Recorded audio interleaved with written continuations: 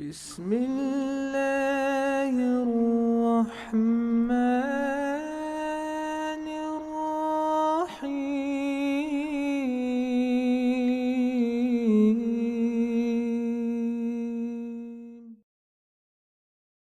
A breadth of the whole thing. So beginning with Kitab al-Tahara, going right through, the whole transactions up until adab, etiquettes as well.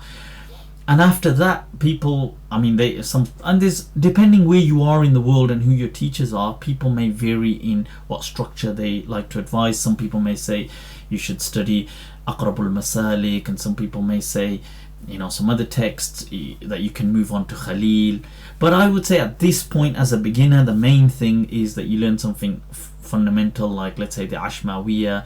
After that, either the Izziyya or Ibn Ashir, and that has been translated into English as well. Some of these texts have been translated. And after that, maybe the Risala of Ibn Abi Zayd. That was really for the school of Medina. I know in other madhabs you may begin with things like in the Hanafi madhab, Nur al-Idah, and then move on to Quduri and eventually Hidayah and so on. And they've got a few other texts here and there. Or in the Shafi'i madhab, the Matan of Abi Shuja', and maybe 1-2 commentaries on it by Ibn Qasim, and maybe a hashia on it, and then moving on to other type of texts, maybe the Umdat al-Salik or a few others, and then eventually the Minhaj. Like each madhab will have its own laid out curriculum. I was generally speaking from the perspective of the school of Medina, but that getting onto some fiqh, I would say it's also wise to maybe pick up some contemporary works, because they are very well explained and laid out. So something like al-Fiqh al-Maliki wa adillatuhu is a very it's an amazing book. It is so detailed yet so self-explanatory in a way that you could be kind of reading, it's got a very helpful index. You could be finding the issues, you could be reading through them, and it'll be making sense, and at the same time you're studying with a teacher and enhancing your understanding. That, moving on, that's the fiqh part of the Shari'a. The other side is the legal theory, Usul al-Fiqh.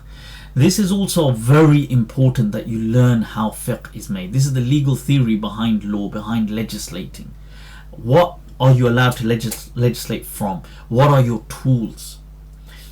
I would say that for this, a beginner's text is something like the Waraqat of Imam al-Haramain al-Juwayni, which has, once again, it has been translated into English, and there are many commentaries and lessons for it being taught, whether it's online or in person. There is a great commentary on it, is Qurratul Ayn by Imam al-Hattab, a legendary scholar. He has, which is a brief commentary on it, and I would say that is for beginners, and it has been taught. I know it's been taught in the Midlands here in the UK. So maybe getting hold of stuff like that will give you a reasonable grounding in usul. I would say likewise, perhaps looking into things like maybe from the school of Medina perspective, maybe looking at things like Isal al-Salik by Wallati. That's actually pretty good. You could move on to taking a look at things like Intisar al-Faqir, things like this. You could look at texts. Along with that, actually, what have been good are some contemporary works as well. So things like Wahba Zuhaili's al-Wajiz fi Usul Fiqh is very impressive, I must say. He's highlighted the different schools and he's gone through them. He's been showing with evidences how the schools differ from their theoretical perspective, and the ramifications that has, or the different fruits it bears. So that's a very interesting text. Slightly perhaps higher than that, but still on a par with it, is Abu Zahra's Usul al-Fiqh, which is an amazing text. Perhaps in some matters in a bit more detail, that's all. There are many other Usuli texts to go to beyond that. Within each madhab they would have their own, whether it's going to be comparative or whether it's going to be just aimed at kind of teaching the tools of that school of law. But the point is, what I would say to a beginner at this point is get the initial thing done, get the waraqat studied, have a good commentary like Hattab's, move on to looking at some of these perhaps contemporary texts, because legal theory is absolutely imperative. I mean, it is a must, right, for you to understand why these people are different. Beyond that, there are many other things. I think Lugha, the Arabic language, is an absolute must. At this stage, we should be acquiring the Arabic language.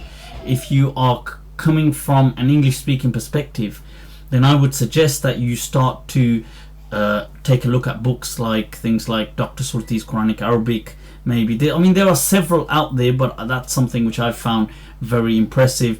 Get onto an Arabic course, get learning. In addition to that, you will need to take a look at some grammar texts, perhaps the Ajrumiyya to begin with, maybe moving on to Qatrun Nada. But really, you would have to cover some of these texts. It's absolutely important. There are other things as well. With language will come aspects of sarf, which will usually be included into the Arabic language. So in a lot of these texts, they'll kind of be merged anyway, so you won't see the difference between morphology and grammar. But you don't really need to worry too much about that at this stage. What I would say is also important, but perhaps not so much at this stage, is balagha, rhetoric. A book like al-Balaghatul Wadiha would really cover all of your needs. An amazing book which teaches you rhetoric, it teaches you metaphor, simile, how the tools and mechanisms for that within the Arabic language, and some other type of subdivided sciences like al-Ma'ani and Badi'a and so on. But at this stage, let's get the grammar done, and then we can move on to something like that. An intermediate book in grammar would be something that you can look forward to, would be like Qatrun Nada, which is by Ibn Hisham, an amazing grammar text. But once again, before you get to that, let's get the elementary stuff done. Likewise, there is Aqeedah is necessary to kind of really get into. Once again, I mean, you can find a basic text on that, and there's many basic texts going around, and some of them, by the way, will be included at the beginning of the fiqh texts. Okay, so like as an example, the Foundations of Islam by Qadi Iyad will go through the 5 pillars, beginning with the first one, Shahada, and what we believe, as does Ibn Abi Zayd in the Risala, as does many of these people, Ibn Ashir in his poem, in his matan. So many of the fuqaha sometimes include that anyway. So having a basic level of understanding when it comes to Aqeedah is necessary. Another thing which is undermined, and I'd like to bring this to the attention of many people, is Islamic history. Start to develop a rudimentary understanding of how the stages of Islamic history kind of evolved. Okay, so even if it's very basic at this stage, beginning with the Seerah, go through a basic book on the Seerah. I mean, you could, there's many. A very basic book is like Ibn Faris has a very basic book on the Seerah of the Prophet ﷺ, and many other people in English. There are many things available. Beyond that, I would say you study a bit about the Khulafa, and then into how a bit of the early history of, okay, first of all, you had the dynasty of Bani Umayyah, which was absolute centralized authority, and then there's a change with the Abbasids. Just briefly, I'm saying at this stage, don't go into it in detail. You don't need to remember the names of the people. You just get an overview of, okay, it lasted for this many centuries. The Abbasids, during their times, you had these splits. Egypt was ruled by these people. In North Africa, this was going on. In Spain, this was going on. These were some of the dynasties, and then you can leave it, and you can come back to it at a later stage with a bit more detail, and then continue to add detail to it as you go along. I mean, these are really some of the sciences that I wanted to highlight to you, that these are essential as a student of knowledge, that you go through these.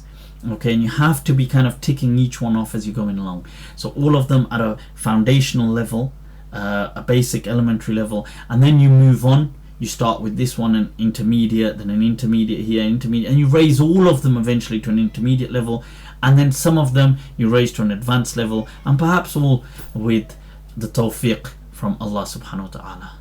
That said, people, I just want to share these words with you. I hope bi'idhnillah they may be of some help, and if they are, do remember me in your kind du'as. Wassalamu alaikum wa rahmatullahi ta'ala wa barakatuh.